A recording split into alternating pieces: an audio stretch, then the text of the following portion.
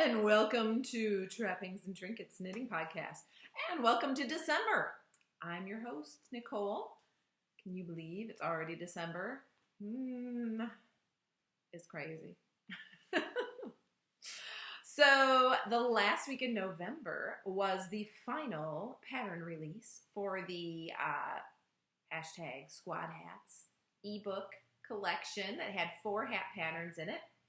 This is the final release. It's called the Plank and Groove hat, and it is a perfect beginner hat because all you've got here are knits and purls, and that's it. There are no decreases. The crown shaping, I'll put a picture in here because it's kind of difficult to see it right now. But the crown, here, you see it better if I turn it into a brimmed beanie. Check that out. All right. So you see that crown shaping, how it is kind of folded under there. So that crown shaping means there are no decreases. There's just a very easy technique there at the top that makes that kind of all fall into place.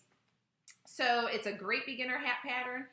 The directions, I do put written directions and a chart for the stitch pattern in there. So if you prefer to follow charts, I got you covered. And if you're interested in the ebook collection, I do still have a few of these tags left. So it was the first 50 people that buy the ebook get tags mailed to them anywhere in the world. I have airmail stamps. It's fine. If you live in Europe, you live in Asia or Australia, I can send you a tag. So when I do run out of those tags, I will take that offer off of the pattern pages so that future people don't think that they are going to get that too. So that's it. That's the whole November release of hashtag Squad Hats. 4 hats, and they're all different techniques, all different weights, just a lot of variety in those. So there's really something for everybody in there. Okay, this podcast is going to be all knitting all the time. I think I have like 10 projects to talk about. I know, it's only been 2 weeks, but see, here's the thing. Right now, it's indie designer gift-along, knit-along time. So last week, there was a big sale where, I want to say it's like 330, something like that. 330 designers are all participating. So each of us put somewhere between 5 and 20 patterns on sale. Those sale patterns were discounted 25%. And then there are a ton of, so the sale's over, sorry. If you didn't see this podcast before that ran out, I'm really sorry, but the sale time is over. But the knit-alongs are still happening. So I've been in the hand and glove, I forgot what it's called. There's like a hand knit-along. Anything, mittens, gloves, fingerless gloves, anything that goes on your hands, you go knit in this knit-along. I've been in the foot and leg things knit-along, and I've been in the hat knit-along. So I think those are the 3 I've participated in so far. I've finished 3 projects, and I'm working, I worked on 1, and I got half done, and I was like, no, I don't like this.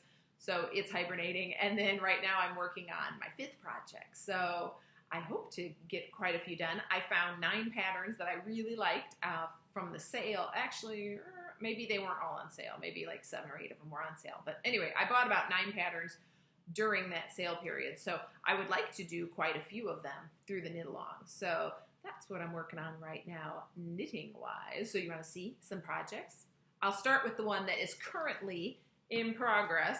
And this is called the 3-in-1 Boots pattern. So this one, it has been challenging.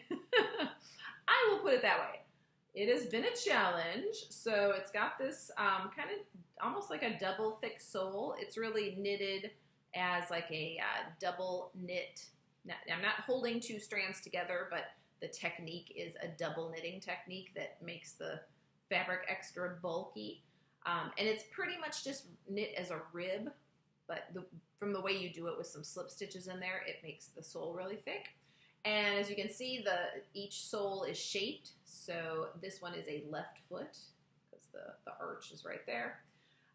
And because it's the left foot, I made a mistake when I picked up for this, because if this is my left foot, that means this little part here that's going to have the buttons is on the inside of my body rather than on the outside, which is where it's supposed to split, because those buttons are supposed to be decorative and you're supposed to be able to either wear it buttoned up, oops, buttoned up like this, or kind of split and hanging over itself like this. So I have to rip out that leg section that I did at midnight last night and go back down to this I-cord section and pick it up with the split happening on the other side. So this is not the first snafu that I've run into, and this one was, I'm sure this one was totally my fault.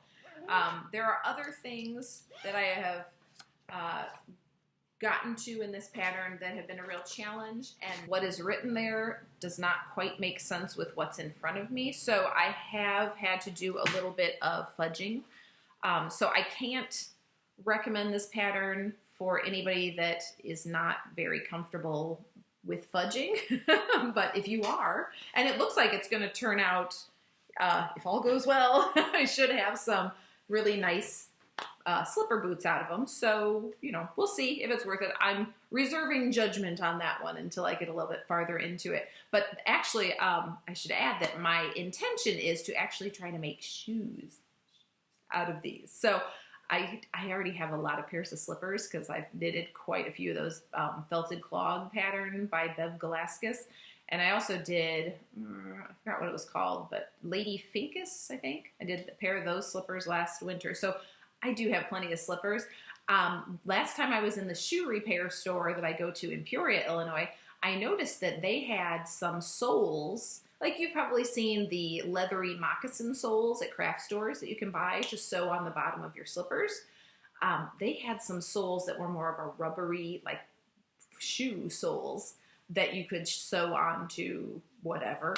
And so I thought I could knit some shoes and actually wear them out into the world, because rubber soles, you know, that'll be fine.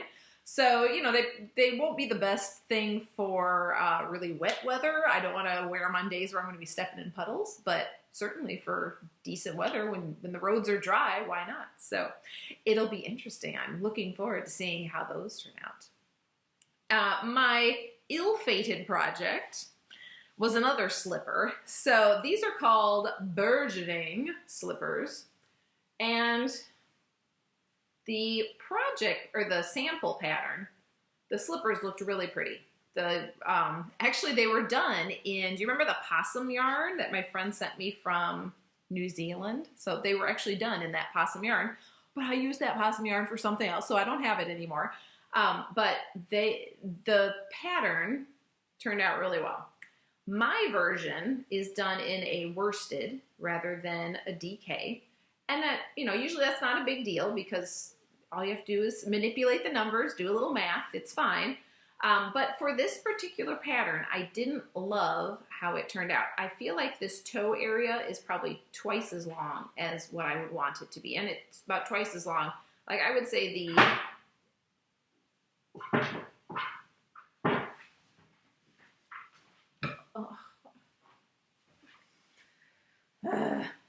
cats, man.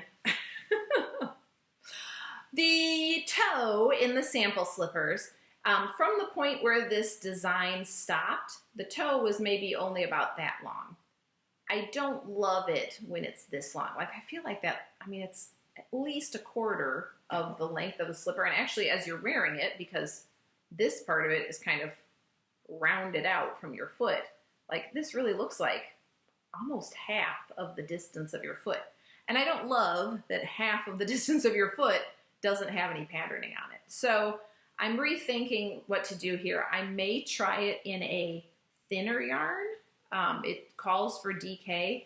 I actually took, I want to say like 16 stitches out of the pattern, and that's much more than I would have taken out just to adjust for gauge.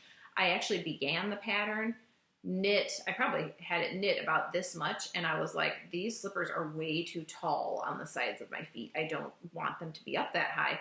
So I took out a lot of stitches and redid them. And this time I was a lot happier with the fit, but I don't love the toe. So I don't want to do a second slipper to match this one. I would much rather rethink the pattern, maybe do it in a smaller weight yarn, or the other choice would be to figure out a way for this patterning to continue as I do decreases for the toe. That'll get a little bit tricky because I'll actually be decreasing the same stitches that I would be using to make the pattern. So we'll see. I'm not really sure how that one's gonna go, but we'll see. So that one was called Burgeoning. By the way, I guess I can take off the plank and groove hat here. All right, after those two, let's talk another hat. This was the hat that I made for the Hat and Head Things gift along, knit along.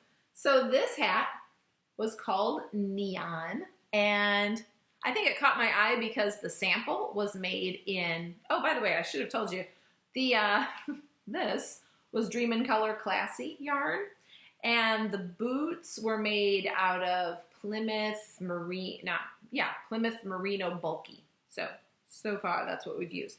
So this pattern caught my attention because it was done in a really bright green color like this, and I've had this skein of stitched together yarn sitting in my stash for a couple weeks, and I really wanted to make something out of it. So I thought, oh, look, that hat, that yarn from that hat looks really similar to the yarn that I have, and that would be a cute hat. And I get a chance to use one of my new Pom Poms, so I was all in for this one. So this was my Thanksgiving, well, one of my Thanksgiving knits. I think I knit this on Thanksgiving, and it is just a cable pattern. It has different size cables. You've got a bigger column of cables, and then this one is like a medium cable twisted with a small cable. And yeah, turned out really well. Pattern was easy to follow. It came, I think it came in a few different sizes, so I would highly recommend this one. And do you want to see some Pom Poms? I brought my box of Pom Poms. So I've recently introduced Pom Poms to the Etsy store. I have a lot of neutral colors, so this is like a creamy white. And I like big Pom Poms, so I really have made my Pom Poms on the large size, or the large side of things. You know, I was kind of looking around Etsy to see what other people are doing, and a lot of people are offering smaller size Pom Poms, but I really like the big ones. So that's the creamy white one. I have one that looks like a raccoon tail. So as I've been, oh, here, it looks, you can see it a lot better from this angle. There's one side that the raccoon shows really well, and then on the, well, there it shows too. I feel like sometimes when I turn it like there, it's not quite as visible, but I guess a few different ways you see the raccoon striping. I've been trying to focus on finding really soft, like realistic feeling fur. Now, obviously none of this is real fur. I would not use animal fur for any reason. This one is a more acrylic-y fur. Actually, the white one is not bad at all. Like, this does not feel real plasticky, but it doesn't have the super silky feel of this one. So visually, you don't see a lot of difference, but you may be able to tell that this one is a little more on the acrylic side of things. Like maybe, like, see how these hairs stick up very individually? I feel like the real furry fur ones are more like that, and the more acrylic-y ones, the hairs tend to stick around in clumps. So it is what it is. Unfortunately, the local places to me did not have a lot of, well, they didn't have a lot of different colors in, like, brighter colors in the fur. They only had neutrals, so that's fine. I got a lot of different neutrals. So speaking of white things, here is a furry fur pom-pom. This is a very silky, like rabbit bunny tail sort of feeling. And this one has some like lighter beige patches mixed in with the white. So it's a little bit of a dual tone to it. And then I also have white with some sparkly Christmas tree tinsel-esque bling in it. Ooh, you can't, I don't know if that's not showing up there. That's a little bit better on the screen, so you can see these little strands of silver in there. So that's a fun one. As for color, watch out, because I got some color for you. This one is an acrylic fur, but I mean, look at it. Like, would your daughter not love a hat with a rainbow pom-pom like that on it? Kind of like, it looks like a flower to me. Purple, blue, pink. So it's not real silky, but it definitely, it has a nice long pile length. The strands are more than 2 inches long, so I like that. They're all mounted on these strings, and so you just poke these, there's 2 strings here. You would poke those through the top of your hat, tie it on the inside, and I would not cut the string totally off because you want to be able to untie it and remount it if you decide. I mean, it's not like people are going to wash their hats that often, but you know, head lice outbreak, you may need to wash your hat. So don't cut the strings on the inside, just tie it off, you know, double knot it, whatever, leave it a little bit long inside the hat, and then if you need to take it off and remount it, you have that string still there. I have a few different options for brown. Oh, but before that, I guess I'm going to show you my gray option. So this is like a gray wolf. It has a lighter gray color on the interior, and then it's kind of tipped with this black. So that's another really pretty dual tone that's in a very silky, soft, like I feel like I'm petting a kitten. That one has a little bit shorter pile length. Ooh, that one's gray too. Some of the brown ones have a longer hair length. See how this extends from the core of the pom-pom longer than this one does. So that is one thing I look for. I really do only want to use hair that, or faux fur that has a pile length where you're not just seeing like a ball that has a little bit of fur on it. I want the pom-pom to look like fur and you don't really see the ball. So there's the lighter brown one that I have. And then let me see if I can find the darker brown so I can compare the two for you. Because maybe you need a dark brown one instead of a light brown one. So here's the dark brown and here's the light brown. And both of them also have a little bit of black mixed in. So this one, it's a lot more obvious because it's such a contrast. This one, the darker brown, and maybe that's not even black. I guess it doesn't really make it to black. I guess it's like a light brown on the interior, and then it's a dark brown on the ends of the fur. And the dark brown is what is the overwhelming color for this one. Like when you look at this pom-pom, you really see the dark brown. And I just dropped the light brown one, so no more for that. And last but not least, we also have a couple of these green ones left. So very bright green. I almost put this one on my neon hat. What do you think? And I don't know, I like that a lot. Which one? The green one, which matches, or the white one, which is a nice contrast. I don't know. Maybe I'll put the green one on. We'll see. All right, so that's pom-pom time. So those are in my Etsy shop. I'm running my special was, I ran a special last week. So if you're interested, I am doing a no shipping charge thing on my pom-poms. So if you're interested, they are there. Sorry, the free shipping thing is only in the United States because if I were to ship it out of the country, the shipping would cost me more than what you would pay for the pom-pom. So I'm told that's not a good business model. All right, the next 3 things that I'm going to show you are secret Christmas presents, Mom. So get out of here, Mom. So I told my mom over Thanksgiving that she is not allowed to watch the podcast until after Christmas, and she informed me that she had not caught up, so she apparently has not been watching it anyway, which is fine. But if for some reason, Mom, you forgot, you got to get out of here right now. So I'm going to show my mother's Christmas presents. So we always do a handmade Christmas exchange between my mom, my sister, and I. And here's what I am working on, or what I have worked on, because they're all pretty much done. This one just has a few ends to weave in, so I'll tuck those in before I put it on. All right, so I showed you this pattern last time. This is called the Hannah hat. And it's a little bit small on me because of my mother's tiny head.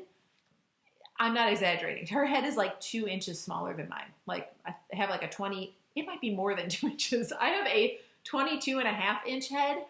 I want to say my mom's was not quite 20 inches. So she is a small lady and she has a proportionally small head. So this hat is, you know, it's not supposed to fit quite as tight. This top part is supposed to be looser, like maybe more like this, a little more mushroomy shaped, but then that would be way too high up on my head. So that would look ridiculous as well. So anyway, it's somewhat like this that it's supposed to look. And then so this is the Hannah hat. And then I also knit some gloves from a fingerless glove pattern that's called Apple Strudel Mitts. And it's supposed to stop like here. And then I think there's some ribbing along the top here that matches the bottom ribbing.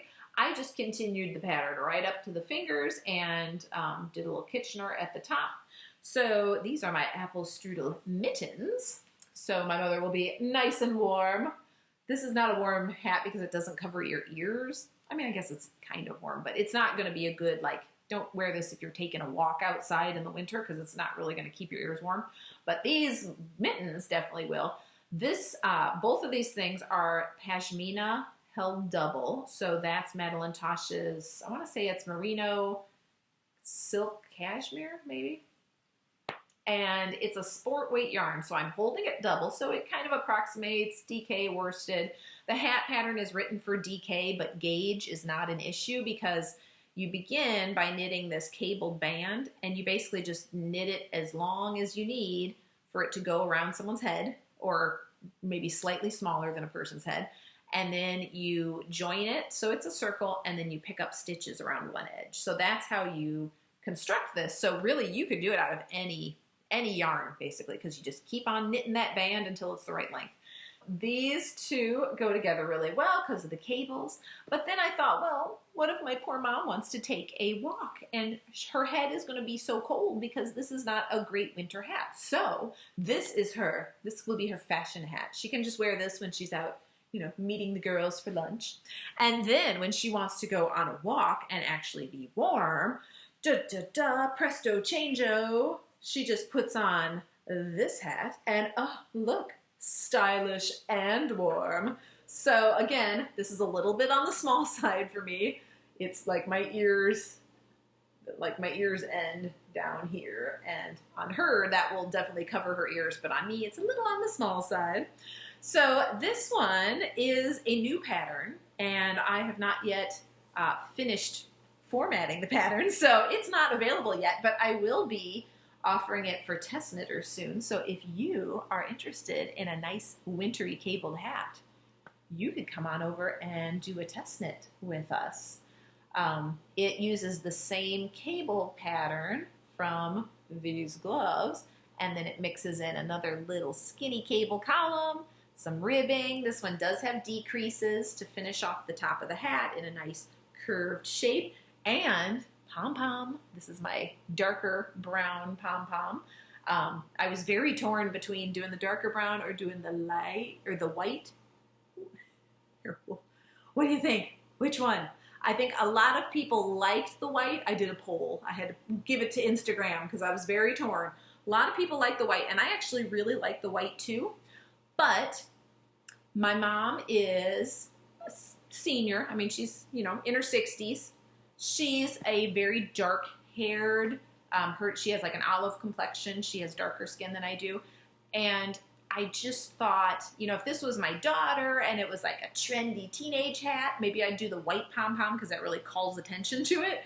But for my mom, who maybe, like, I don't know, like I would wear a pom-pom, but, you know, there might be women that feel like, oh, that's a trendy thing to do. So I didn't know how comfortable she would be with that. So I thought rather than putting on the very bright, call attention to itself pom-pom, maybe I would go with a subtler shade that actually, this is, you know, the darker parts of this actually would match her hair. She has dark brown hair. So I thought this maybe just goes better with my mom and who she is. Whereas the white, that might be something that I would do for a younger person. And honestly, like, I think I would even go with the dark color for myself. I don't think I would do the white for myself. But maybe if it was for my daughter, I would do the white. So anyway, that's where I landed on this. But I will try to, I don't know, I'm always very torn about starting test knits in December because I feel like people have other stuff to do. They've, you know, maybe they're knitting with the knit along, maybe they're trying to get their holiday gifts done. I feel like it's kind of a tough time to ask anybody to do any additional anything. So I may end up waiting till January.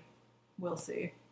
Or maybe I'll just post it, and if it gets done, it gets done. And if people need till January, then that's fine too. So I don't know. I'm much more relaxed about my deadlines than I used to be. I used to kind of have a goal for myself with designing that I wanted to publish a new pattern every month. And I did that for about 6 years. And then 2 years ago, I did more than 20 patterns that year. So that was almost 2 patterns a month. And that is a lot. So you can imagine the pace that you have to keep up to write a new pattern, always have multiple patterns in test knits, photographing different patterns, you know, writing all this stuff to publish it on Ravelry. It's a lot to do, and to do that every couple weeks, a new one, that is a hectic pace. And so I was definitely having a hectic pace with test knits too, and it just got to be more than I could fit into my life for other reasons. So I'm a little bit more relaxed about that now. So we'll see how this works out. I have a couple things on my priority list to do with sewing and the Etsy shop. Those things I want to get done before I worry about this test knit. So it may be a few weeks still before this test knit goes up, and it may even be after Christmas, but we'll see. If you're interested though, you could, if you wanted to message me and let me know that you want to know about the test knit when it happens, I would be happy to put you on the earburn list, and that way you don't feel like you have to keep checking in with my Ravelry group. The last thing that I have to show you is another project that didn't work out. So I'll post a picture here because the sample fingerless gloves are beautiful. I really thought that these were pretty. So I wanted to do these, and I have this Madeline Tosh fingering weight yarn. I'm pretty sure it's fingering. I lost the label, but it's a single ply, and it's pretty skinny. I think it's fingering weight. But now that I'm looking at it, I'm thinking maybe that's what happened. So this is a single ply Madeline Tosh yarn, and I love the colors in there. It's mostly purple, but it has some different shades of blue mixed in. And I was working on this at knit night last night. I'm using some leftover, where is that one? For the bottom little colorwork part, I'm using this leftover yarn that, I'll look it up and put it on the screen here. I can't remember the name of it right offhand. But I think it's a Canadian dyer. So the lighter blue against the darker purple, and it was coming out really well. I liked the contrast. My plan was to just use white for the dandelion pictures. So that, again, would be a nice contrast against the purple. And then after I got a few rows done, I was like, oh, let me see how big it is. And, oh, look, it's this big. So I'd say there's a good 2 inches there that need to not be there. And I'm using a size 1 needle. I'm using all fingering weight yarn. Now the Madeline Tosh is a little on the thicker side for a fingering weight. So it may just be that I have to change my background yarn, and that makes me really sad because this skein was the reason I wanted to do these fingerless mittens. I thought it would go really well. But I don't really know what else to do other than I have 2 options. I can either change my background yarn to something very thin like a Malabrigo, or I can rewrite the dandelion chart. So at this point, I want to use this yarn so much that I think I might try redrawing the charts. So that is like, I realize that is above and beyond what most people want to do to modify a pattern. But like I said, I really, really want to use that yarn. So if I want to use that yarn, then I have to do a little work. So we'll see. That project may get postponed till after the holidays. I'm not sure I have time to redraw a chart right now, but I'm sad because I really did want to do that one for the gift along. Oh, there was one other pattern. One other thing that I knit, and it's already gone because, I wrote a pattern called the World War G Gloves, World War Gloves. So it was like a joke. Like for me, they looked like post-apocalyptic, welty, kind of plain, rustic gloves. And at the time, that movie World War Z, or was it a book or a movie? Maybe it was both. That was kind of popular, and so then I thought it'd be funny to name it World War G Gloves. I would have just named it World War G for World War Gloves, like a play on the World War Z thing, but then I thought no one's going to get that reference, so that's why I put loves in parentheses. So anyway, that's more than you wanted to know. But anyway, I was at knit night a couple weeks ago, and a woman was there who doesn't normally come to the knit night, but she's around the shop sometimes. I've met her a few times before.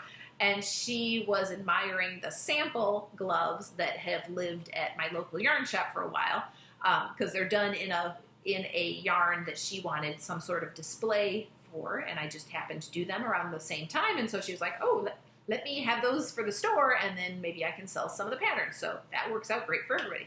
So this woman was saying, oh, I love these gloves, and whenever I'm in here, I try to convince the owner to sell them to me, but she won't.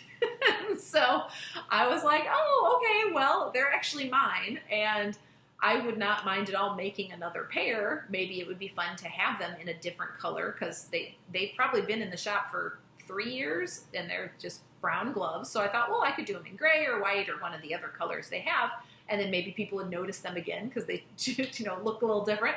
So that was fine. So I said, yeah, I'm happy to sell them to you. And the owner actually wasn't there that night. So I was like, I hope that's okay. But I mean, she's very easygoing. So I thought they're my gloves anyway. So she's not going to care if I sell them.